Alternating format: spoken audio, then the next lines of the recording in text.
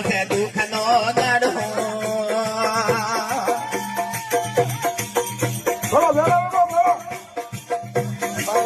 આ સંતાનો કહેવું મોનતા નથી બેઠો તકડી બોલે છે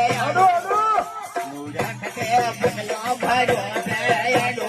હવે તારે આવ્યો છે દુઃખ નો દાડો